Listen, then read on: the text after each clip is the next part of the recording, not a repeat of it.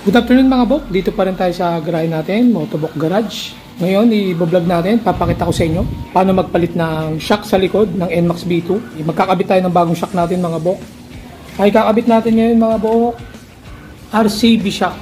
Yan mga bok, S-series, fully adjustable, 305 mm. Kasing sukat ng stock natin mga bok. Pakita ko sa inyo kung paano magpalit ng rear shock ng NMAX B2 step by step. Papalitan ko kasi pakita ko sa inyo lahat kung paano gagawin mga bok. Bali umpisahan natin dito sa side ng panggilid. Pero doon sa may side ng tambucho mamaya kasi tatanggalin natin yung tambucho. Pag magpapalit ng shock tanggal tambucho kasi. Umpisahan natin dito mga bok.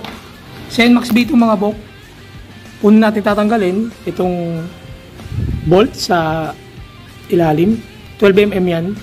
Sa akin white gold na, pero kahit stock pa yan, 12 mm din pa rin yan mga bok. Tapos dito mga bok, meron yung makikita kayo. Meron yung nut sa likod. Ayan mga bok. Ayan. Kahit hindi na natin baklasin tong fairings, kaya na natin tanggalin yan. Diskartehan na lang natin. Gamit tayo ng mga tools. Mamaya pakita ko sa inyo kung ano yung gagamitin ko. Ayan. Tanggalin nyo lang yan, tapos mahugot na tong shock.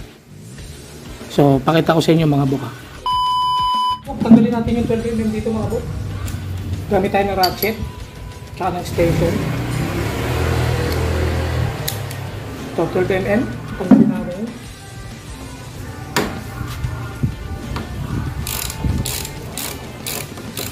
Yan mga bok, natanggalan natin. Pag natanggalan natin yung sa ilalim, sa taas naman yung nut na 14 mm. Tanggalin natin mga bok. Gamit ko mga bok ito box wrench 14. Bali ang paluwag mga bok, from dito, papababa nyo lang yung gamit yung tools pababa, pag ganyan. Paluwag yun, kasi pag tinaas nyo, pasikip naman yun. Kaya mga bok, naluwagan na natin. Tanggalin na natin. Tanggalin na natin yung nut.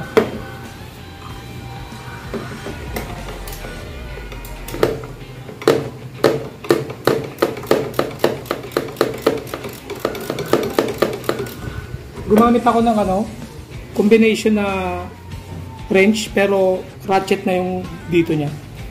Para hindi na tayo baba tapos tatanggalin. Gaganon ulit. Ito, ganito na lang natin ito mga bok. Tapos baba lang ito.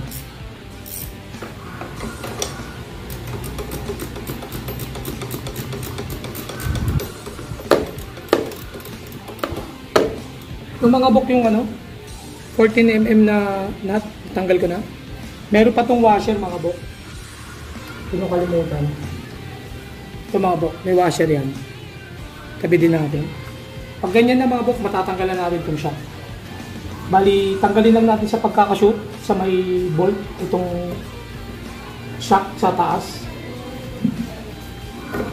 Ito mga bok, tatanggalin nyo lang. Yan.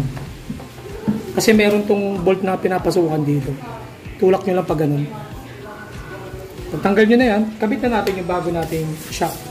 Bali itong shock natin mga bok, meron tong ayan makikita nyo. Meron yung S tsaka H. Ito yung rebound adjuster yan mga bok. Bali yung S mga bok, soft. Tapos yung H, hard yan mga bok.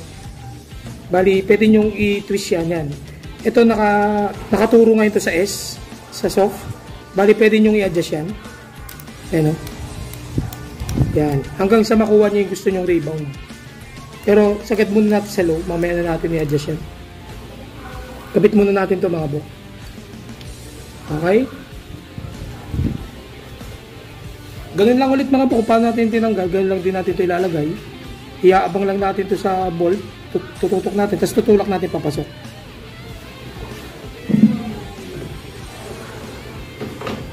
Yan mga bok. Napasok na.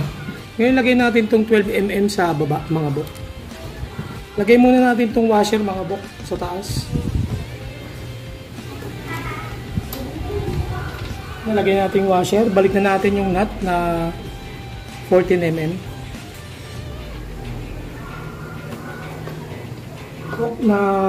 Balik ko na yung nut. Higpitan na natin. Mga bok, nakakabit ko na yung sa taas. Bali ngayon tatanggalin natin yung tambucho para makabit na natin yung sa kabila naman mga bok. Pero yung sa ilalim, hindi ko pa nakakabit yung bolt na 12. Ito. Kasi hindi tumapat yung butas. Bali may konting-konti lang naman. Kailangan mababa ng konti. Konting-konti, about mga 2 mm. Para ma-shoot natin yung butas, malagay natin tong bolt sa ilalim. Magagawa lang natin yung pag natanggalan natin yung shock sa likod. Sa kabila, mga bolt. Tanggalin muna natin yung tambucho. Bali, nandito na tayo sa side ng tambucho. Tanggalin muna natin itong tambucho. Para matanggal natin to, tanggalin natin itong tatlong bolt na 14 mm sa dalawa, tatlo.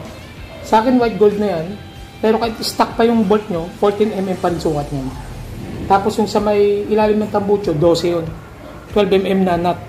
Tanggalin muna natin yung dalawang nut tsaka tatlong bolt, mga bolt.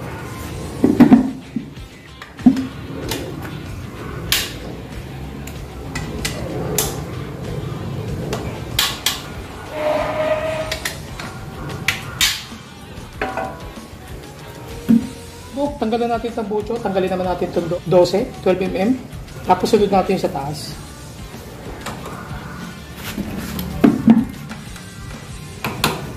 Tanggalan natin yan, mga bok. Ito namang ibabaw. Ganun ulit, diskarte natin, dahan-dahan natin tanggalin. Gamit tayo ng 14. Kung kanina, pababa tayo, yung paluwag, ngayon naman pataas. Bali itong tools, pataas yung pihit natin para lumuwag yung nut sa taas.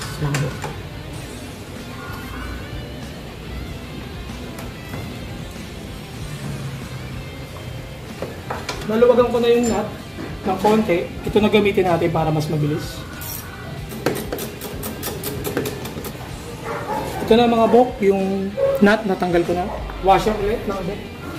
Washer, mga bok, tanggal ko na rin. Gawin lang ulit, labas natin sa pagkakapasok sa bolt.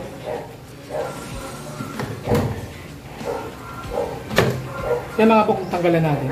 Wala na yung shock, pwede natin ilagay yung bolt dito sa kabila, mga bok. May konting problema, mga bok. Bali, ayan, nakabit ko na yung bolt na 12, pero hindi lumabas yung bolt, hindi lumagpas. Dito lang sa gitna niya. Hanggang dito lang yung umabot yung bolt natin, mga bok. Kasi maiksi.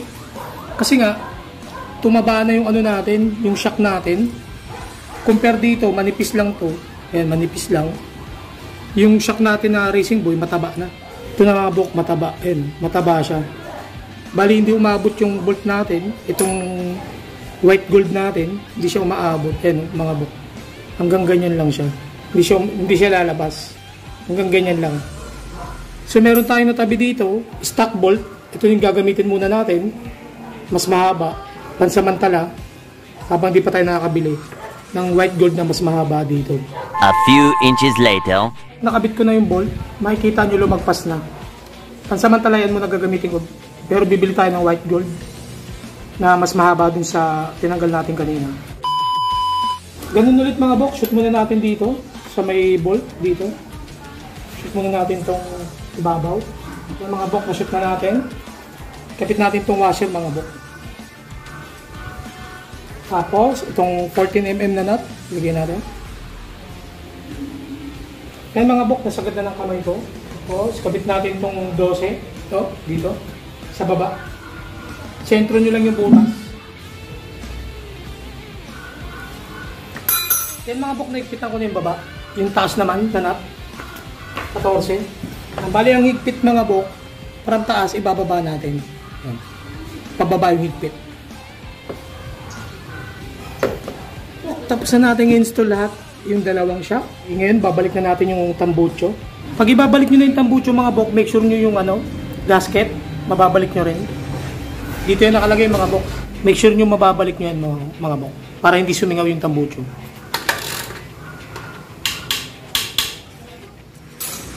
Tapos na natin kabit yung tambucho. Paanda rin natin, testing natin kung may singaw yung tambucho, mga bok. Takpan natin yung tambucho, mga bok. Yan, wala namang sirit, kaya walang singaw yun. Okay? The next day. Mga bok, tapos na natin ilagay yung rear shock natin na Racing Boy S-Series. Yan, bali, ganyan ang itsura niya, mga bok. Ganyan naging itsura niya, mga bok. Kabila.